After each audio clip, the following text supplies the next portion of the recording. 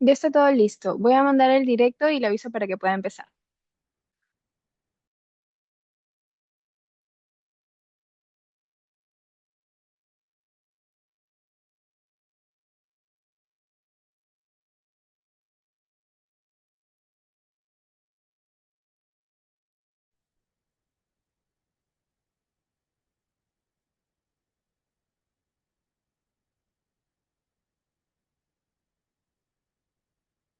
Está al aire, doctor. Perfecto, muy bien. Muchas gracias. Buenas noches con todos. Bueno, vamos a comenzar con este tema de arrendamiento y usufructo. Y en primer lugar, yo creo que todos tenemos más o menos un conocimiento general, tal vez no detallado, pero sí general de lo que significa un contrato de arrendamiento. Básicamente, un arrendamiento implica que, estoy simplificando porque no necesariamente es el propietario, pero normalmente el propietario cede el uso, o sea, se desprende del uso y se lo entrega al arrendatario. El propietario cede el uso en favor del eh, arrendatario y a cambio de una renta que se pagará pues cada semana, cada mes, cada 2 meses, conforme se pacte. Eso ya es una cuestión particular de los contratantes. Entonces el esquema del contrato de arrendamiento es que el propietario se desprende del uso, se lo cede al arrendatario por un tiempo que se pactará, podrá ser 1 año, 2 años, lo que sea, pero es un contrato oneroso. Por lo tanto, el arrendatario, el inquilino, tendrá que abonar una renta en compensación. Ese es un contrato de arrendamiento, ¿correcto? Bien, el usufructo, el usufructo eh, tiene algunas, sin dudas, similitudes con el contrato de arrendamiento, con la relación jurídica de arrendamiento, y por eso de repente es bueno distinguirlos. Entonces, si ya tenemos la base, la premisa del contrato de arrendamiento, ahora nos vamos al tema del usufructo. El usufructo es un derecho, permítame anticipar la respuesta, o sea, si me dicen cuál es la diferencia, bueno, ahí voy con la respuesta y cuál es la diferencia fundamental. El derecho de usufructo es mucho más fuerte que el derecho de arrendamiento, ¿correcto? El usufructuario, como así se llama el titular de este derecho, el usufructuario tiene un derecho con más alcances que el arrendatario, que el inquilino. Entonces, si yo los pongo en una balanza, así preliminarmente, el usufructuario es el titular del derecho de usufructo, resulta, digamos, con una situación jurídica que es de mucha más fortaleza que la que tiene el arrendatario. Entonces, si vamos a ver por qué. Primera diferencia entre el arrendatario, que goza de un arrendamiento, y el usufructuario, que tiene un usufructo. La primera diferencia es que, si bien es teórica, sin embargo, no es menos importante, porque para simplificar el derecho de usufructo es oponible, o sea, yo eh, lo puedo expandir frente a cualquier persona, cosa que no ocurre con un arrendamiento. Voy a poner un ejemplo. Si el propietario de un bien inmueble, digamos, pero que ha constituido usufructo, lo vende a una tercera persona, el usufructuario tendrá que respetar, perdón, el nuevo propietario tendrá que respetar al usufructuario, no podrá desligarse del usufructo. El nuevo propietario que compra, como si fuese una hipoteca, tiene que respetar al usufructuario. Porque acuérdense que en la hipoteca, si un inmueble está hipotecado y se vende a una tercera persona, esa tercera persona va a, va a tener que tolerar la hipoteca. No se va a poder liberar de ese gravamen. Bueno, igualito pasa con el usufructo, porque es un derecho oponible. El nuevo propietario soporta el usufructo, el nuevo propietario soporta la hipoteca. ¿Y qué pasa con el arrendamiento? Pues el nuevo propietario no tiene que soportar el arrendamiento, eso es una inmensa diferencia. Muchas veces se ha visto, por ejemplo, que propietarios que han alquilado pues por el tope máximo legal que si no lo saben les informo es de 10 años. Hay eh, muchos propietarios que alquilan, incluso hasta por el lapso de 10 años, tope legal. Estos propietarios, luego, muchas veces motivados pues porque le dan una oferta muy buena, terminan vendiendo el inmueble. Los terminan vendiendo y ese nuevo dueño, en un arrendamiento estamos, ese nuevo dueño no tiene por qué tolerar al arrendatario, no tiene por qué soportarlo como carga, no hablo como persona, como carga, como gravamen, correcto, que afecte el inmueble. Tiene que tolerar el arrendamiento. El nuevo propietario puede desalojar al inquilino, teniendo en cuenta que él no es la persona con la que celebró el contrato, por lo tanto es un derecho el arrendamiento no oponible, porque yo no lo puedo poner contra este tercero. Este tercero simplemente dirá, bueno, este es un contrato entre ustedes dos, yo no tengo nada que ver en esa relación jurídica entre ustedes dos, entonces te puedo desalojar, inquilino. Y ojo, que esa circunstancia es igualita aun cuando el nuevo propietario conozca el arrendamiento. Él puede conocer el arrendamiento, igualito no está vinculado con el arrendamiento. Puedes tener plena certeza de que hay un contrato de arrendamiento, que hay un inquilino que ocupa un inquilino, que el inquilino tiene un plazo, que está por aquí, por allá, pero pese a que tiene conocimiento, ahí no hay mala fe. ¿Por qué? Porque no puede haber mala fe si el derecho es no ponible. No puede haber mala fe si el derecho es no. Ya es no oponible, no importa la buena fe o la mala fe. O sea, no afecta más que a las partes contratantes, sino a terceras personas. Esa es una gran diferencia. A veces, por ejemplo, se ha visto que venden grandes terrenos que estaban alquilados incluso a pequeños comerciantes en centros, en galerías comerciales, y todos son desalojados por el que compró el terreno. Pese a que tenía conocimiento que estos inquilinos tenían muchos años, que ocupaban, que tenían contratos vigentes, que no se había terminado el contrato, que estaban pagando, no había motivo, pero igualito terminan siendo desalojados. Pero ¿por qué tanta injusticia? Si es un contrato que el nuevo comprador conoce que existe, podría no conocer, pero incluso si conoce, está facultado para desalojar. Lo que ocurre, lo que pasa, señores, amigos que nos acompañan el día de hoy, amigos y amigas, asistentes, lo que pasa es que yo desde que celebro un arrendamiento, o sea, imaginen, hoy día yo firmo un contrato de arrendamiento, ¿ok? Cualquiera de nosotros hoy día está firmando un contrato de arrendamiento. Tenemos que saber y sobre eso valorar que un contrato de arrendamiento no es oponible por naturaleza, ¿correcto? Entonces, nuestro derecho nos otorga unos alcances, tiene un ámbito, pero yo no lo puedo estirar más a esos alcances. Un arrendamiento es un derecho no oponible. ¿Por qué? Porque normalmente el arrendamiento es una relación jurídica de corto plazo. Entonces, en su corto plazo no me suma eh, un derecho oponible que por definición, si tú dices a un propietario, no quiero un derecho no oponible como el arrendamiento, quiero un derecho oponible como el usufructo, por definición. Si un propietario te entrega algo de más valor, un derecho de más valor, de más fortaleza, de más fuerza, de más alcance, te va a costar más. Digamos. Un usufructo en el mercado, obviamente, costaría mucho más que un arrendamiento, porque un derecho de mayor protección como el usufructo no puede costar igual que un derecho de menor protección. Pero muchas personas, digamos, consideran que un arrendamiento es suficiente porque al ser relaciones jurídicas de corto plazo, un año, por ejemplo, entonces no necesitan más protección. No necesitan pagar más por una mayor protección, pues son contratos de corta duración. Normalmente, recuerden que hay un tope de 10 años. Bien. Entonces, esa es una primera diferencia sustancial. Lo que sí vale señalar como excepción que el contrato de arrendamiento puede llegar a ser oponible en ese punto.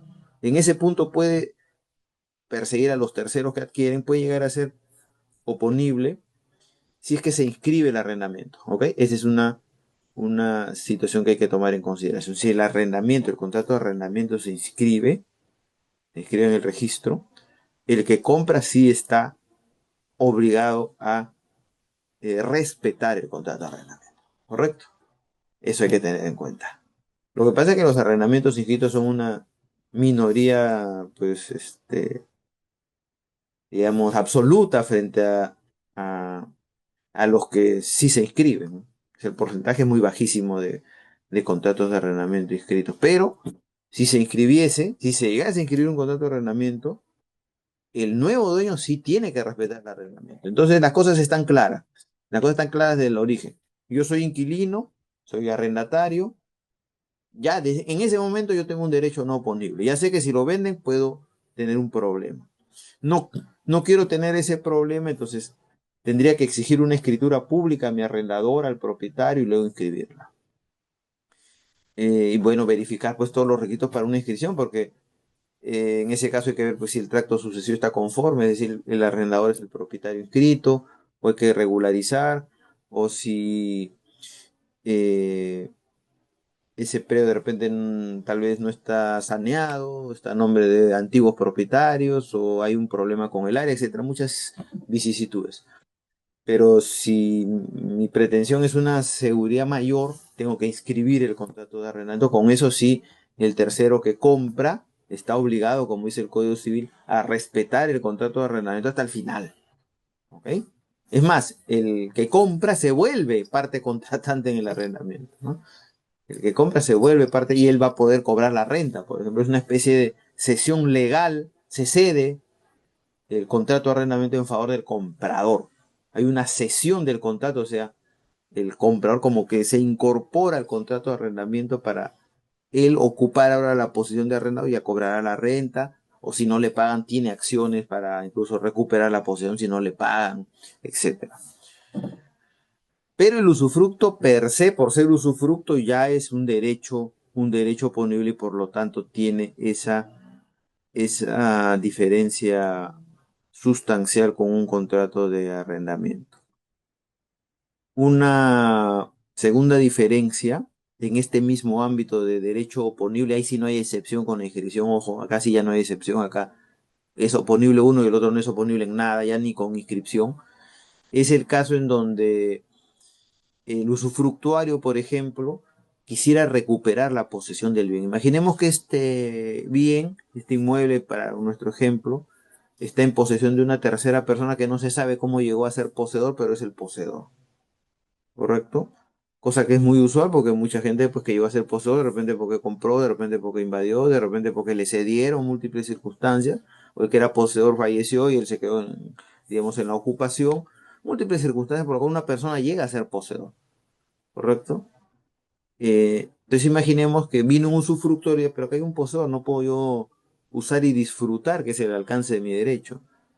Eh, bueno, el usufructuario, como tiene un derecho oponible, también es oponible contra este poseedor. Entonces, un usufructuario podrá recuperar la posesión directamente contra el poseedor. No necesita ningún intermediario, directamente se puede dirigir contra el poseedor, ¿correcto? Eh, ¿Por qué? Porque su derecho es oponible. Y dentro de la oponibilidad, esto abarca a cualquiera, entre ellos ese poseedor. Eso no hay ninguna excepción, estando inscrito o no inscrito, ¿ah? Es un derecho oponible frente al poseedor. Ahora vamos al arrendamiento. En el arrendamiento, si tenemos la misma situación, un inquilino, un arrendatario que celebró un contrato de arrendamiento, pero resulta que el inmueble está ocupado por un poseedor X, ese arrendatario tiene un derecho no oponible.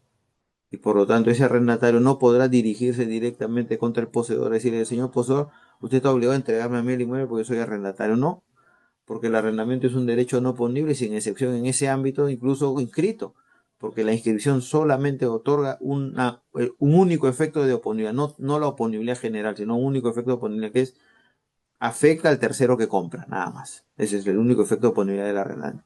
Afecta al tercero que compra, que tiene que respetar el arrendamiento. Pero este no es un tercero que compra, es un poseedor que estaba ahí. Entonces el arrendatario no puede recuperar directamente del poseedor, sino que tiene que recuperar el arrendador, el dueño. Él sí puede recuperar y él le entrega al arrendatario. Es una situación jurídica intermediada, no es directa. No es un derecho tan fuerte como para que el propio inquilino se dirija contra un tercero, sino que tiene que ir a través del arrendador o propietario, que él sí tiene un derecho oponible contra cualquier entidad, contra ese poseedor, a diferencia del otro caso, cuando es usufructo, sí es oponible. directamente. Incluso es inquilino por estar inscrito, pero su inscripción no le da oponibilidad para esa situación. Es una diferencia sustancial.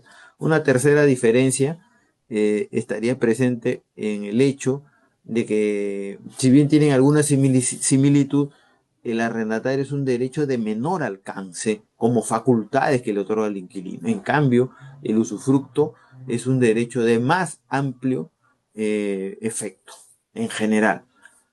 Desde la definición, el artículo 1666 del Código Civil, que define el arrendamiento, dice que se cede el uso.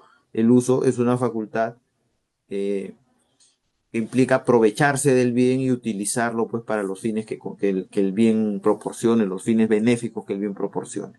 Bueno, pues, pero el usufructo es un derecho de más amplio alcance, porque el usufructo no solo te da ese uso, sino que además te da el disfrute, es la posibilidad de apropiarte los frutos que se generen a partir del bien. Entonces, mientras el arrendamiento te da uso, el usufructo te da uso y disfrute, aunque cabe señalar también aquí que por pacto el arrendamiento te podría dar disfrute. Eso hay que tenerlo, te podría dar disfrute el arrendamiento, pero no es de la naturaleza de su derecho, tendría que ser un pacto. Pero ese disfrute que se le añadiría al contrato de arrendamiento, eh, igual no lo iguala al usufructo, ¿ok? Sería un añadido del arrendamiento, pero que no lo hace usufructo porque el usufructo constituye un derecho oponible por su propia condición y eso hay que tener en claro. Si yo quiero un derecho oponible en, con posesión del bien, usufructo. Si me da igual y no quiero pagar tanto y bueno, no necesito un, un, un escudo protector de tan amplio efecto, bueno, me bastaría un arrendamiento como normalmente ocurre por ser relaciones de menor duración. Entonces el usufructo me genera, eh, me genera un derecho más amplio. Y dentro de ese contexto, por ejemplo, recuerden que en el arrendamiento está prohibido cualquier modificación al bien. Si yo modifico el bien en el arrendamiento, si hago mejoras, por ejemplo, el arrendatario, el inquilino, pierde las mejoras. Pierde ya, no tiene mejoras. El propietario se queda con las mejoras que ha realizado el inquilino cuando él no las autorizó. Si las autorizó, cambia la situación, pero si no las autorizó, el propietario se queda gratis con las mejoras, no tiene que pagar. Pero en el usufructo el régimen es diferente. En el usufructo el propietario tiene que reembolsar el valor de las mejoras que ha realizado el usufructor. Es un derecho más amplio alcance, ¿no? Incluso en la etapa de liquidación ya de culminación del derecho, ese usufructuario tendrá derecho al pago de las mejoras, o sea, el mayor valor que tiene el inmueble gracias a su actividad de realizar obras sobre este. El propietario no, el propietario está más restringido. Si el propietario quiere que le reconozcan mejoras, primero tiene que pedir la autorización al propietario para realizar esas mejoras y en virtud a eso, una vez autorizado, tendrá derecho al final del contrato al reembolso respectivo del mayor valor, si es que hay mayor valor. En el usufructo yo no necesito eso, ¿correcto? Miren cuántas diferencias ya tenemos. Uno, el tema de derecho oponible, el otro es no oponible, pero claro, con la excepción de que si se vende y está inscrito el arrendamiento, en ese punto sí se puede parecer al usufructo, pero sin embargo no en la oponibilidad general. Por el otro ejemplo, del usufructuario que quiere recuperar la posesión de un tercero que posee, puede hacerlo el usufructuario por derecho oponible, el arrendatario no puede hacerlo directamente, de ninguna manera, ni incluso inscribiendo, porque la inscripción solo le da posibilidad de oponerse al tercer comprador, al tercer adquirente. Y la tercera diferencia está en el ámbito de mayor alcance del derecho de usufructo frente al derecho que se le otorga al arrendatario, tanto porque el arrendamiento solo te da uso, a veces si es que hay pacto puede haber disfrute, pero en principio solo es uso. En cambio el usufructo es más amplio porque no solo es uso, es también disfrute per se, el derecho ya te otorga eso, pero adicional en otros ámbitos de eficacia el usufructo siempre sale ganando. Tan es así que si hay mejoras, el propietario tiene que reembolsarle las mejoras al usufructuario. En el arrendamiento, si hay mejoras sin autorización, el propietario no tiene nada que reembolsar, no tiene nada que reconocer y se queda gratis con las mejoras. En el usufructo, tiene que reembolsar. No necesita pedirle autorización al propietario para realizar mejoras. Las puede realizar y luego pedirá su reembolso, si fuese el caso, salvo ya pues, que hubiese un pacto de renuncia a las mejoras. Bueno, puede haberlo, pero la estructura del usufructo no es así. La estructura legal del usufructo no es así. Se hace mejora, se te reembolsa al final. Y eso es una situación más fuerte el usufructuario en relación al arrendador, que prácticamente para realizar mejoras le tiene que tocar la puerta al propietario y pedirle su autorización. Y si no, ya sabe que va a perder todas las mejoras. Imagínense que ustedes alquilen pues una casa, ¿no? Para hacer un negocio, un restaurante, lo que quieran.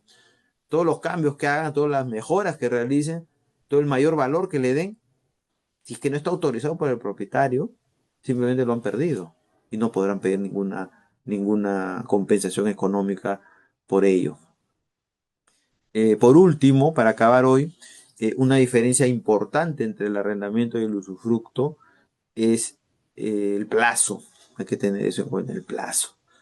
El, el arrendamiento, en principio, solo puede durar 10 años. Es su plazo tope. No hay arrendamiento de 11, de 15, no. Es 10 años. Y cualquier exceso se reduce a 10 años. Transcurrió el cual no cabe una renovación, pero eso ya exige una nueva voluntad de las partes. Yo no puedo renovar anticipadamente, yo no puedo decir, bueno, 10 años, y si nadie dice nada, ya se renueva 20 años, no, eso ya estaría infringiendo el tope legal de 10 años como plazo máximo del contrato de arrendamiento, que evidentemente al ser una situación jurídica que no se opone, normalmente es de menor duración y por eso el Código Civil establece un plazo máximo de 10 años, a diferencia de lo que ocurre en el usufructo, que tiene sus particularidades, pero que en general, vale señalar, en general, tiene como plazo el usufructo, el arrendamiento 10 años, pero el usufructo tiene como plazo la vida de la persona. Imagínense ese derecho, es un derecho vitalicio. El usufructo tiene un derecho a usar y disfrutar vitaliciamente. Eso es muy diferente a un arrendamiento. Tiene relación con la fortaleza del derecho. El derecho entonces que es a favor del usufructuario le permite usar y disfrutar hasta su final. Eh, pero sí vale mencionar que el usufructo puede pactarse a plazo, ¿correcto? Es cierto que naturalmente el usufructo tiene una estructura vitalicia, o sea, durará hasta que la persona, eh, digamos, tenga vida, o sea, la vida y el usufructo van paralelos en realidad, porque es un derecho vitalicio, o sea, condicional a la vida del usufructuario. Sin embargo, sí es posible pactarle un plazo, sí es posible pactarle un plazo. Y si ocurre eso, si le pactas un plazo, rige el plazo, ¿correcto? Si le pacta un plazo al usufructo, rige el plazo. Pacté 10 años, como si fuese un arrendamiento, ¿no? No me explicaron bien y yo pensaba que era lo mismo un arrendamiento, pacté 10 años de usufructo. Bueno, rigen los 10 años del usufructo. Ya no rige en forma vitalicia. Salvo que la muerte del usufructuario se adelante. Porque si el usufructuario muere antes de los 10 años, el usufructo se extingue por muerte. Entonces, por lo tanto, el usufructo es un derecho oponible, normalmente vitalicio. Sin embargo, se permite plazo, ¿correcto? Pero el plazo es relativo en el uso. ¿Por qué? ¿Por qué es relativo? Porque si muere antes del usufructuario se extingue con la muerte. ¿Por qué? Porque el usufructo no es heredable, ¿correcto? Uno de sus principios es que el usufructo no es heredable. Entonces se ha constituido un usufructo y la persona se muere al día siguiente se extingue el usufructo. Hay un juego de azar también hay que puede ser peligroso, ¿no? Puede llevar a la inseguridad jurídica, pero así funciona el usufructo. Sí, hay posibilidades digamos, de evitar esa inseguridad, por ejemplo, un usufructo conjunto o sucesivo. Es una modalidad de evitar ese riesgo. El usufructo conjunto es varios usufructuarios, pero muere uno, pero queda el resto, no se extingue. Se extinguirá cuando se muere el último, los usufructos ya elimina el riesgo. También con un usufructo no conjunto, sino sucesivo. Es decir, primero este es usufructuario, si muere, sigue el segundo usufructuario, si muere, sigue el tercer usufructuario, ya largué pues, y elimino un poco el azar. Hay modalidades entonces para que para evitar ese riesgo. Entonces, regresando al punto, mientras el arrendamiento tiene un plazo tope, sí o sí, ya no hay más de 10 años cuando se trata de plazo determinado.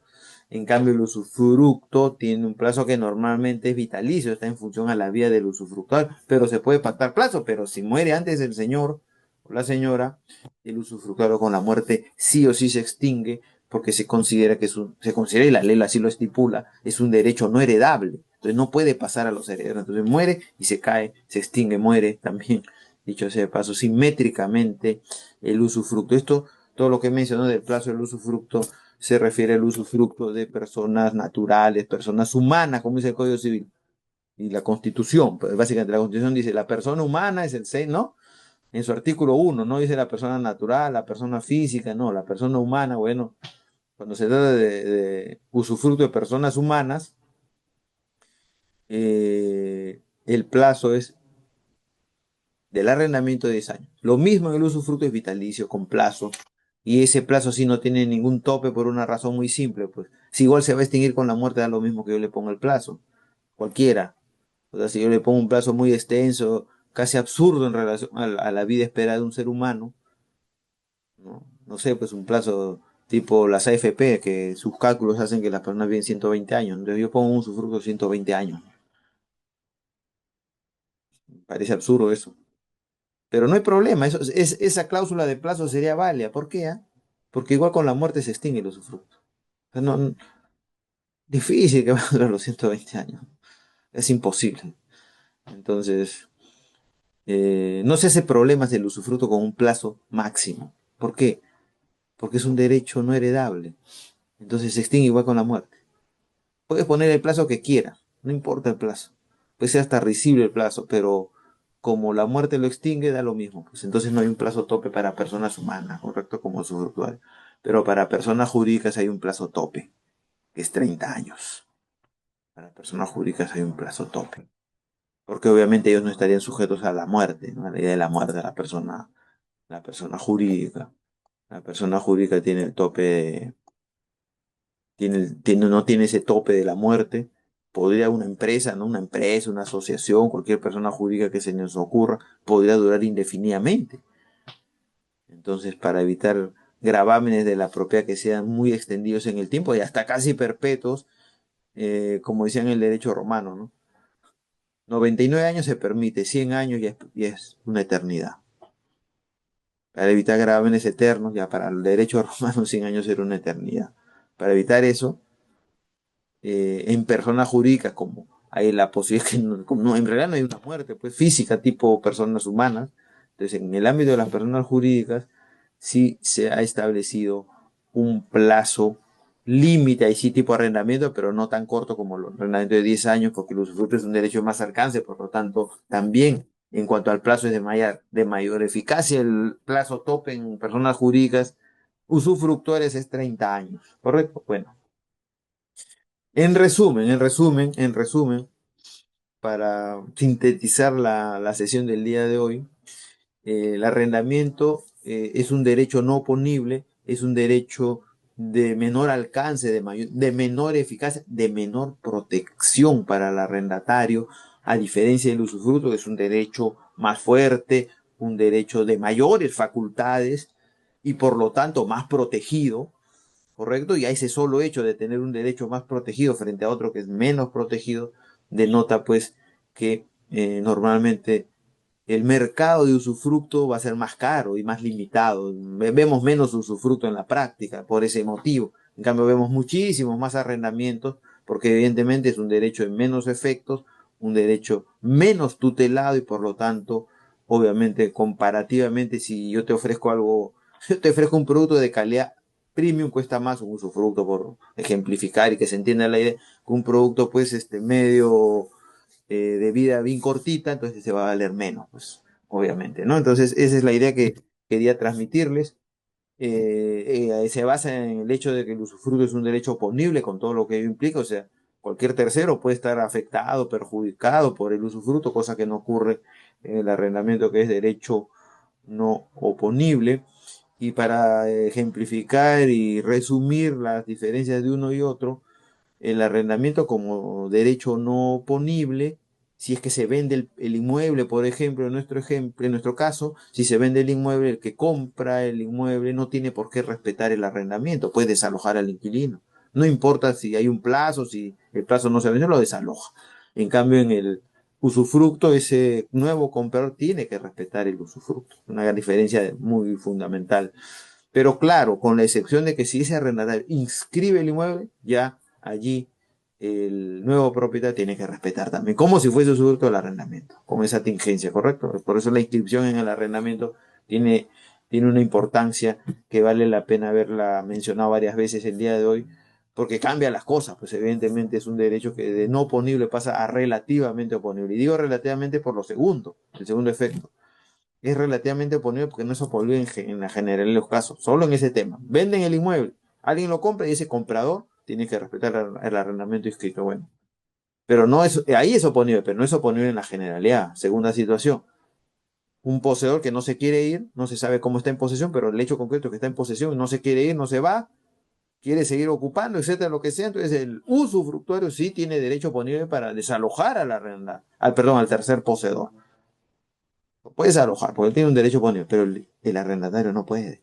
Él no puede desalojar al tercer poseedor. Tiene que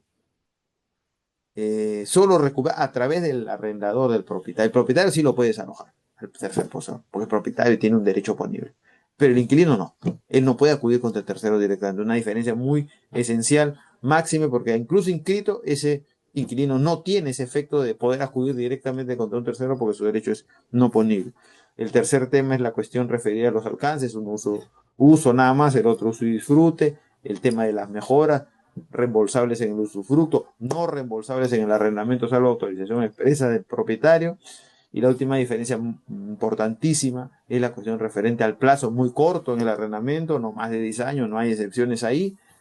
Usufructo vitalicio, con plazo, pero la muerte le pone fin igual, si es que ocurre antes la muerte, por lo tanto el plazo no se va a cumplir, pero en personas jurídicas tengan en cuenta que el plazo es de límite, tope, máximo, es de 30 años y ya del solo hecho de comparar 30 con 10 nos damos cuenta de una gran diferencia. Recuerden que si ustedes quieren hacer una inversión pues importante, quieren el uso, disfrute un inmueble, pueden alquilarlo, pero si tienen que realizar una inversión importante, no sé, a cambiar totalmente el inmueble para el uso al que le quieran destinar, un negocio, algún restaurante, algún grifo de repente, ¿no? Muchas veces los grifos alquilan los terrenos, pues tener en cuenta que hay una opción de más seguridad y de más tiempo para recuperar la inversión que es el usufructo, porque es un derecho ponible con unos plazos más largos, a diferencia del arrendamiento, un derecho no ponible con plazos mucho más cortos.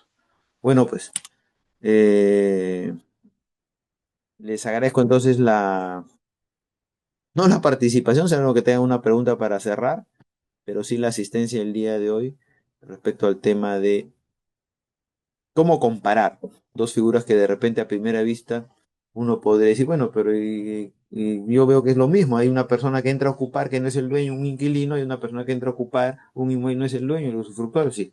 Si lo veo de una manera tan simple, claro, voy a ver esa similitud, pero ya un poquito más de desarrollo nos va a permitir darnos cuenta de las grandes distancias que separan el arrendamiento y el usufructo y también el hecho de que no perder en cuenta que el usufructo, al ser una situación de mucha mayor seguridad jurídica para el usufructuario, es idónea para inversiones grandes, ¿correcto? Para no perderla, pues, con que vende el inmueble y me quedo sin la inversión, el plazo es muy corto y no recupero, etcétera, etcétera. Muy bien, muchas gracias entonces. Nos vemos el próximo martes.